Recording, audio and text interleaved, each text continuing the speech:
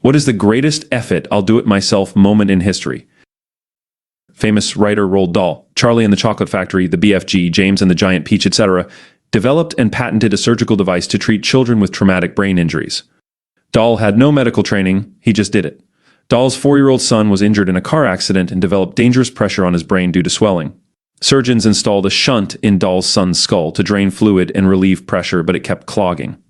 There was no better solution on the market, so Dahl worked with a toy maker to design a new shunt that drained fluid without clogging.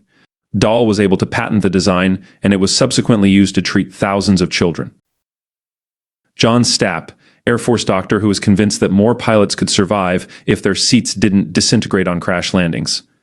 He proved it by strapping himself into a Mythbusters-style rocket sled and not dying. His work led to safer planes and cars.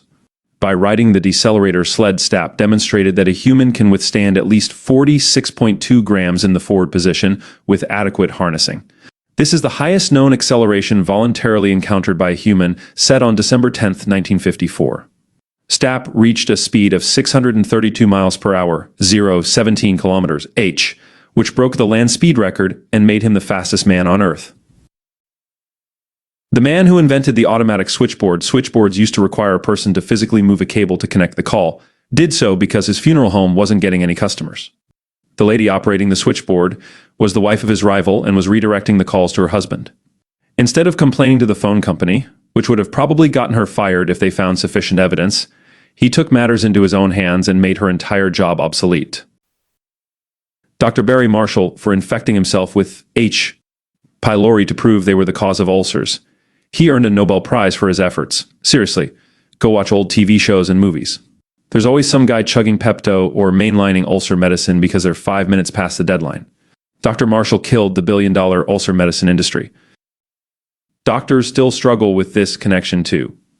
I had abdominal pain, not really very close to my stomach. My doctor refused to accept the idea of it being gallstones and insisted it was an ulcer despite 2 negative H. pylori tests. She had me on PPIs for almost 5 years for an ulcer that never existed. P.S. After insisting on an ultrasound and confirming gallstones a couple years later, I also pushed for an endoscopy which confirmed no ulcer or evidence of an ulcer.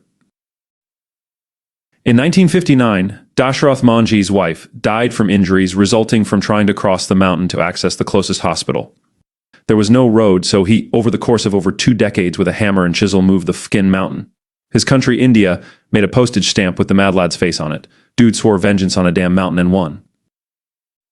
Wikipedia passage about the U.S. soldier Audie Murphy at the Colmar Pocket in World War II. The Germans scored a direct hit on an M10 tank destroyer, setting it alight, forcing the crew to abandon it. Murphy ordered his men to retreat to positions in the woods, remaining alone at his post, shooting his M1 carbine and directing artillery fire via his field radio, while the Germans aimed fire directly at his position. A2, Murphy mounted the abandoned burning tank destroyer and began firing its 50 caliber machine gun at the advancing Germans, killing a squad, crawling through a ditch towards him. A3 for an hour. Murphy stood on the flaming tank destroyer, returning German fire from foot soldiers and advancing tanks, killing or wounding 50 Germans. He sustained a leg wound during his stand and stopped only after he ran out of ammunition. Murphy rejoined his men, disregarding his own injury, and led them back to repel the Germans. He insisted on remaining with his men while his wounds were treated. He was 19 years old when this occurred. North Korea attempted to hack someone who used to do cybersecurity for the Department of Defense in an attempt to steal some of his hacking software. He notified the FBI, and after waiting a year for nothing to come of it, he decided to hack into servers and routers of North Korea and effectively took down their internet as well as virtually all of their sites for many days. Newton inventing calculus. He was trying to solve problems that were unsolvable or very tedious to solve. Instead of trying to solve them with the help of his peers, he simply invented a new branch of mathematics to solve them. And then he basically discarded his invention after he achieved his goal because he moved on to other problems. Later there were rumblings about a new way to solve problems, and he's like, "Oh yeah, I did that years ago. It's in some of my journals over there." Some say he discovered it. There are still some unsolvable partial differential equations, or at least there were back in my day at uni where we still used an abacus and a slide rule. LOL.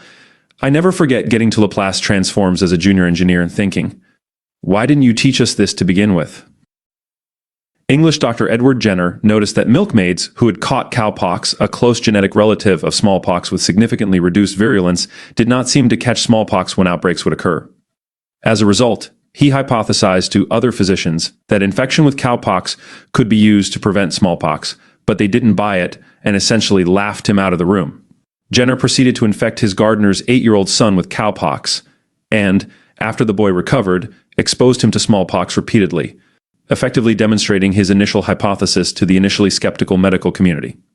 Jenner's On the Origin of the Vaccine Inoculation, wherein he published his results, set the foundation for the first smallpox vaccine and eventually the eradication of the disease altogether. In case people are wondering why Jenner had chosen James Phipps, the gardener's child, it was because he needed a subject who had not been affected by smallpox in any way in order to successfully test it. Smallpox was so common, finding people affected by pockmarks, scars left behind by the disease, was a regular occurrence. 7 out of 10 people survived the awful disease. He would have tested it on an adult if he could have found one at the time. Phipps was the only person that he could find that he knew for a certainty had not been touched by smallpox. It's insane how much of a widespread problem it was, and now it's pretty much non-existent, except for a couple of vials and disease control sites. To end on a happy note, Jenner bought a cottage for Phipps later on in his life to repay him. Phipps and his wife and kids lived there, not having to pay rent for the rest of their lives. The cottage is now a museum to Jenner, Phipps, and vaccination. I've told this story before, but I went to the dentist many years ago to have a rotten tooth pulled. The dentist, who was highly skilled and qualified, numbed me up, grabbed the pliers, attached them to the tooth, and pulled. Nothing happened. It didn't help that she was pretty small and simply didn't have the strength to do it. She apologized and said she'd go and get a beefier colleague, but I'd have to wait for half an hour since the other dentist was out at lunch. I said, "Forget, I'd do it myself." So she put the pliers over my tooth. I checked with her about 5 times that it was the correct tooth and gave it an almighty yank. Finally, out popped the tooth. It turns out the reason it was so recalcitrant was that it had 3 roots instead of just 2. Anyway, I got a discount of £2.50 for doing the job myself.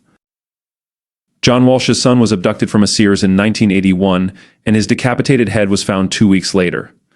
The rest of his body was never found. They were never able to pin the murder on anyone. John Walsh got involved in victim advocacy and started America's Most Wanted, helping capture more than 1,000 criminals, some of which were on the FBI's Most Wanted list. It was eventually determined, with minimal evidence, that a serial killer named Otis Toole was Adam's killer. To this day, department stores commonly have a code Adam, named after Walsh's son, to help locate children who were lost or abducted from public spaces. Edit: Adam Walsh was 6 when he was abducted and murdered. John Walsh also founded the National Center for Missing and Exploited Children.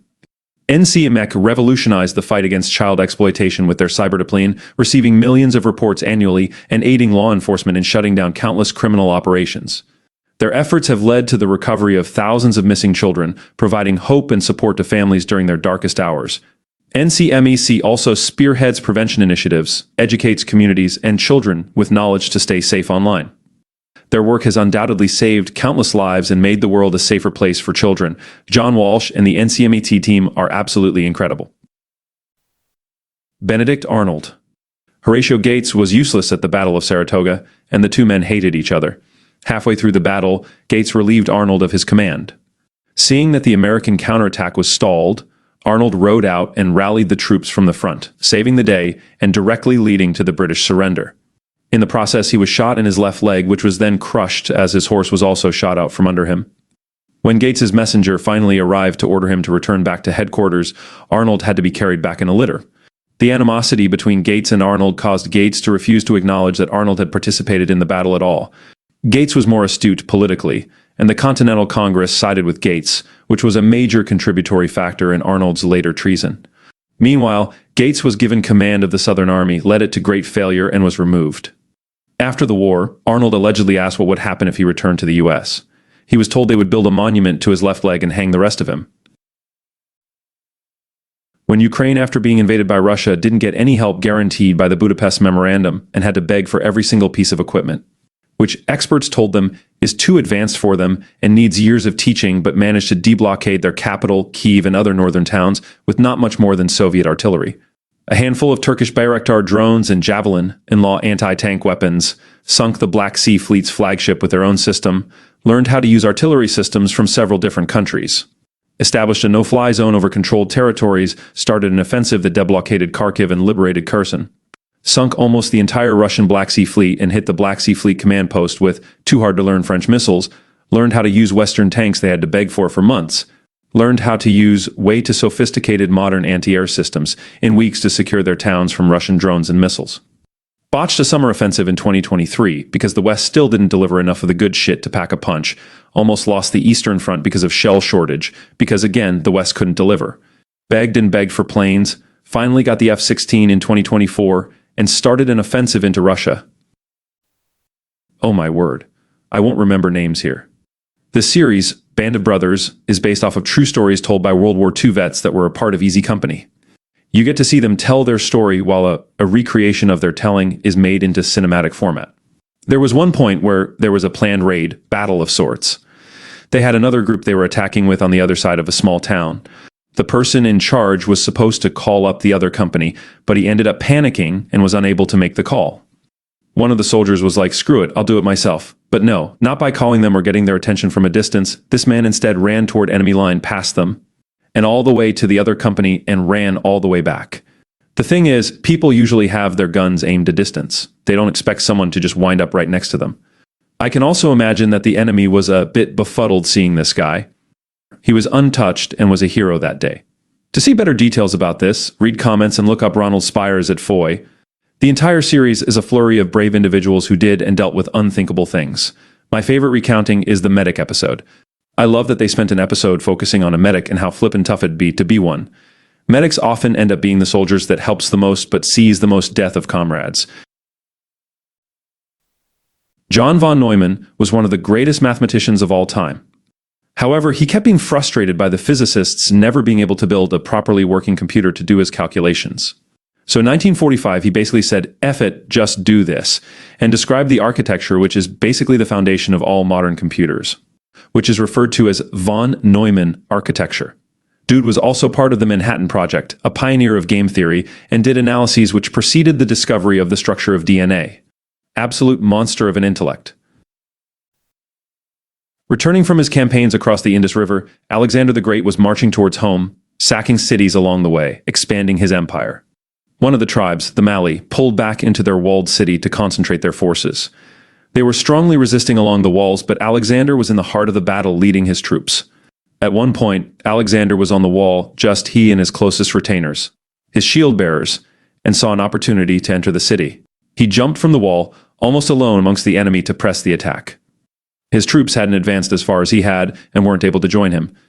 Seeing his impetuous leap, his men panicked and stormed their ladders so quickly they broke, leaving him alone in an enemy stronghold fighting them off. His troops would eventually join him, but for a time in was Alexander the Great and his shield bearers' backs, against a tree holding off the forces of an entire city. Thanks for watching. Please don't forget to like and subscribe to see more.